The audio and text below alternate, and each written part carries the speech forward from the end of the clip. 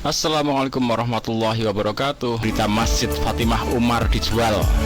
Ini lokasi di Makassar ya.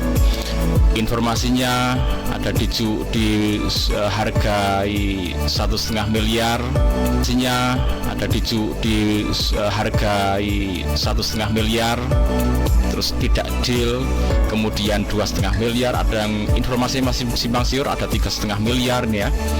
Nah, ini berada di dalam pedesaan ya, tidak di perkotaan besar itu.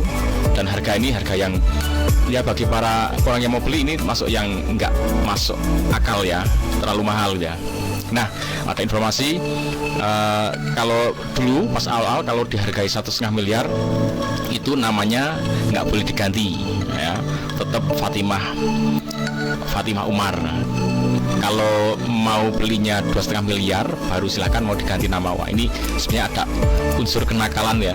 Udah dijual tapi pengen masih nongkrong namanya, seolah-olah masih ikut wakaf di sana. Tapi kita nggak akan lihat sisi-sisi yang itu, kita akan coba lihat nanti sisi-sisi positifnya. Karena di balik kejadian yang unik-unik seperti ini mesti ada sisi positif dan negatif ya. Sebelum lebih lanjut kita coba lihat sejarahnya seperti apa sih masjid ini sampai kok dijual ya. Tentu itu ada kronologi sejarahnya, dan kadang kita nggak bisa mengambil sikap oh ini salah nih, ini yang bener. Nah, kita lihat dulu sejarahnya seperti ini teman-teman, kita simak. Oke ya.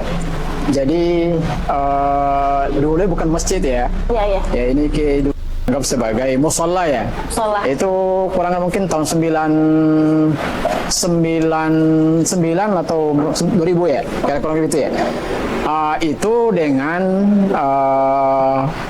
pemilik ya, kemudian membuat ya rencana mau mendirikan satu tempat ibadah ya, karena alasannya akan mau tinggal di dari sini ya. Namun ternyata juga tidak. Jadi kemudian berdirilah kira-kira ini bukan yang sekarang masjid yang ada sekarang ini ya, itu hanya bangunan yang ada segi empat yang ini di luar tiang-tiangnya itu yang ada ya. Tadi itu kira-kira ya baru mungkin 30% dari bangunan itu pada saat itu ya. Dan itu kemudian ya kira-kira ditinggalkan lah kira-kira oleh pemilik ya. Lalu kemudian ya diinisiasi lah oleh ada salah satu orang tua kita di sini yang kemudian yang menggalang ini dana kemudian merampungkan kira-kira bangunan itu ya. Nama pemilik. Oke, jadi yang perlu kita garis bawahi adalah ini ada orang pendatang, kemudian dia bangun musola, ingin berada di situ. Kemudian setelah musola itu dibangun, masih setelah kecil, terus dia pergi. Nah, terus diinisiasi oleh warga setempat dibangun jadi megah. Oke, berarti ini memang tanahnya punya orang yang tadi ya, yang punya rumah di situ, bangun musola kecil dan memang punya dia. Jadi kalau itu dijual ya wajar. Oke, jadi bagi orang yang menjual tanahnya itu sesuatu yang biasa saja ya, tidak sesuatu yang aneh, wah gimana gitu. Karena ya sudah dia punya tanah, kemudian tanahnya dijual, itu biasa. Tapi ini bisa menghadirkan hal-hal yang luar biasa di masyarakat. Salah satunya siapa, kita simak dulu ya. Selanjutnya ada salah satunya ini ada tokoh orang sana yang datang ke sini untuk membantu solusi musola masjid ini. Kabarnya hari ini gimana? Alhamdulillah baik. Oke. Nah, ini Bunda, dengar kasus yang viral ini dari mana? Ya, jadi pagi tadi Pak ya, saya bangun, saya buka Facebook, ada berita bahwasanya ada masjid yang diperjualbelikan. Jadi saya tidak tahu alur ceritanya seperti apa, sehingga ada berita seperti ini. Yang pasti tergerak hati saya karena ada beberapa oknum yang mengatasnamakan pribadinya untuk beberapa sumbangan untuk berdonasi di masjid ini. Jadi saya berinisiatif sendiri karena sebenarnya tadi saya sudah hubungi Ustaz, cuman karena saya bikin rekening pribadi dulu atas nama saya karena lebih bisa dipercaya sama orang-orang mungkin kalau pakai nama saya, dan menghindari orang-orang untuk menyalahgunakan sebenarnya amanah seperti ini karena banyaknya simpati dari beberapa orang ya di seluruh Indonesia kayaknya untuk mendonasikan sedikit dananya untuk menyelamatkan masjid ini yang kita belum tahu alur ceritanya seperti apa. Jadi sebenarnya kita tidak mau menghakimi juga Pak ya. Efek luar biasa ya teman-teman. Ini ada beliau ini pengusaha skincare ya, Fanny Frans.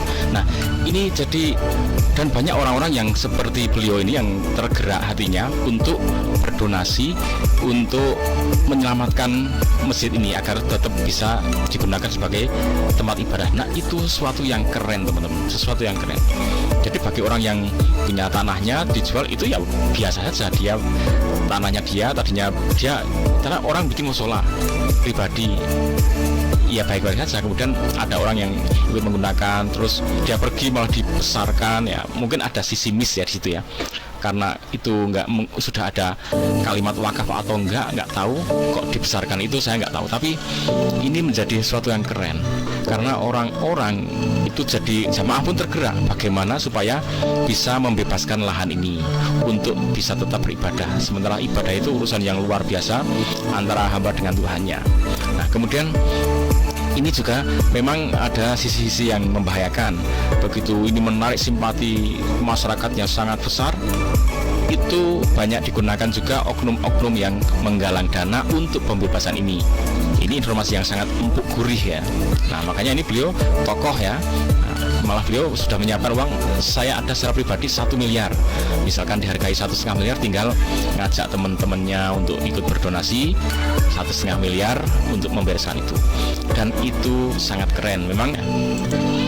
Kemudian berkaca dari hal seperti ini memang penting teman-teman, yang namanya wakaf itu harus memang ditulis di sertifikat dengan baik ya, disertifikasi dengan baik, tidak dengan lisan saja ini saya mewakafkan untuk digunakan kepentingan umum, nggak bisa seperti itu, karena nanti di kemudian hari mungkin anak keturunannya yang ngerti, ini keturunan namanya Fatimah itu yang kami, terus ada saya nggak tahu kalau dulu saya punya bagian di tanah ini ya, kemudian menuntut bisa karena tidak ada legal formalnya, tapi kalau sudah diurus ada sertifikatnya, nah mungkin itu menjadi lebih aman.